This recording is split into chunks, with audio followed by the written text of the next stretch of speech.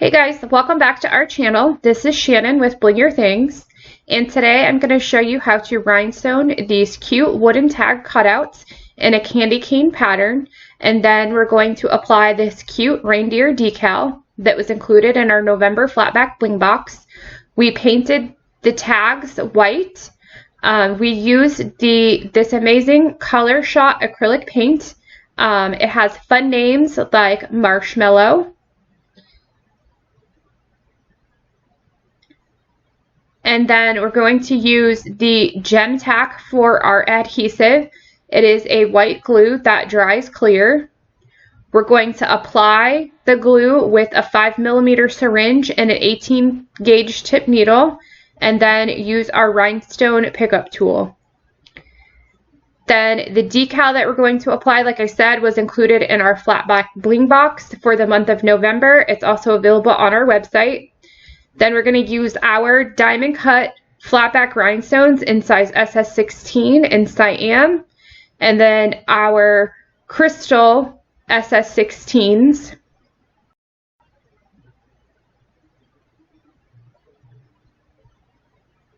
So then we'll go ahead and get started. We're going to apply one line first on one side and then another line down the other. Then we'll do the bottom. Then we'll finish the sides of the cutout. So then I'm just going to go ahead and start and apply our glue. You don't need a whole lot. Since I painted the wood cutout already, normally wood will kind of absorb your glue and you'll need a little bit extra, but since I painted it with the acrylic paint, I have a barrier there already. So it's not going to absorb the glue as much as it normally would if it was bare. So I'm just applying the glue and flattening it out with the tip of the blunt tip needle. So then I'm going to follow the same pattern that I did on the other one, and I'm going to start with crystal and then apply the cyan, and I'm just going to alternate that back and forth until we get to the end of this side. So I'll speed this up a little bit.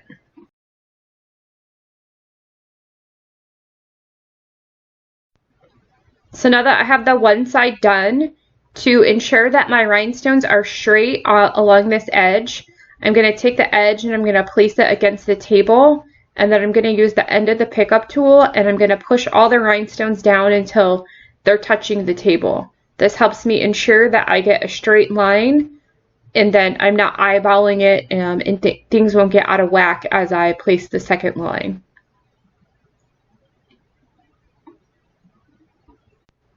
So now that that's done, you can see that my line is completely straight.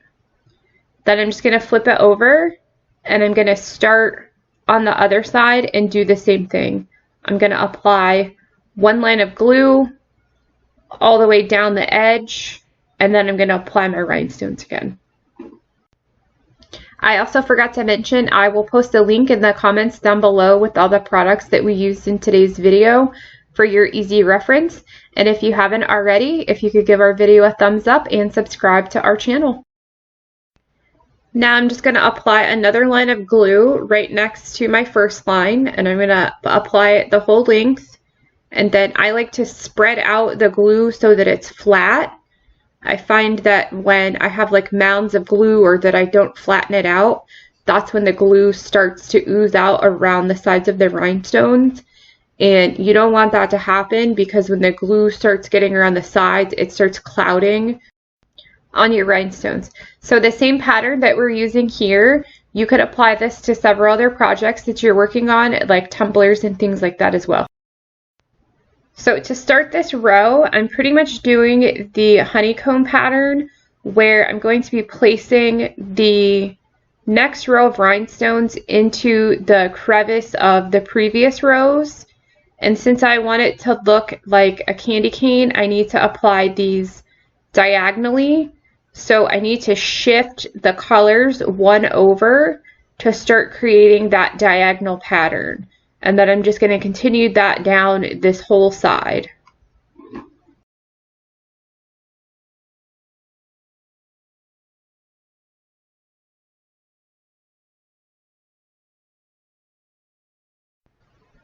Then I'm going to flip it over and I'm going to do the same thing to this side, and then I'm going to make sure that my rhinestone colors match up to the other side.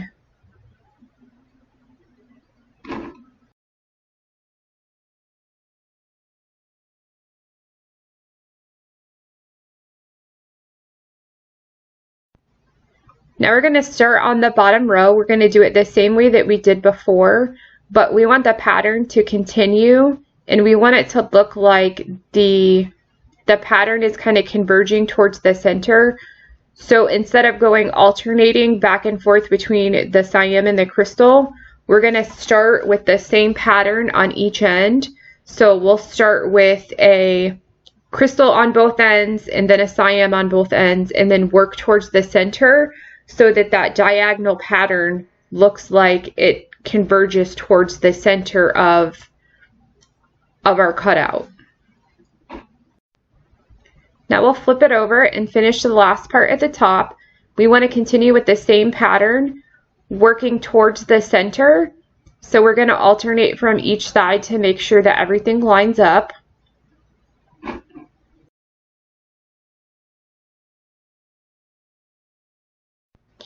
Now that we have that completed, we're going to go ahead and apply the decal.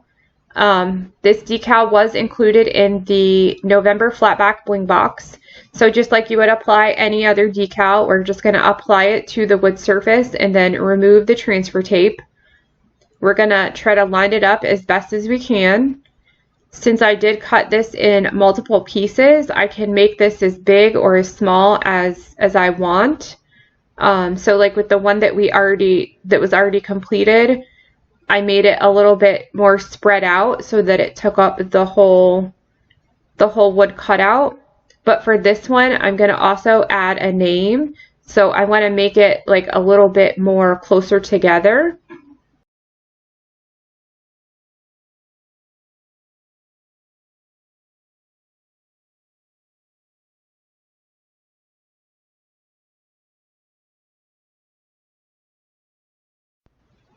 Now that you have the decal placed, you could go ahead and leave the ornament like this. But I feel that when you finish the sides, it gives the wood cutouts a little bit more dimension since they're flat. By doing the sides, it makes it look a little bit more rounded, a little bit more professionally finished. So I'll go ahead and finish that. For this, I'm just going to keep with the same pattern as we were doing before, but to make it look like it is wrapping around the sides, you want to use that same thought process that you were doing with laying the two rows. You want to shift your colors up one from where the prior row was.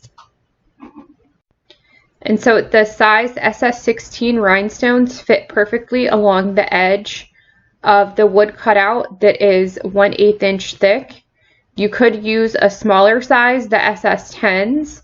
Those would look nice as well, but I would not recommend using a size SS20.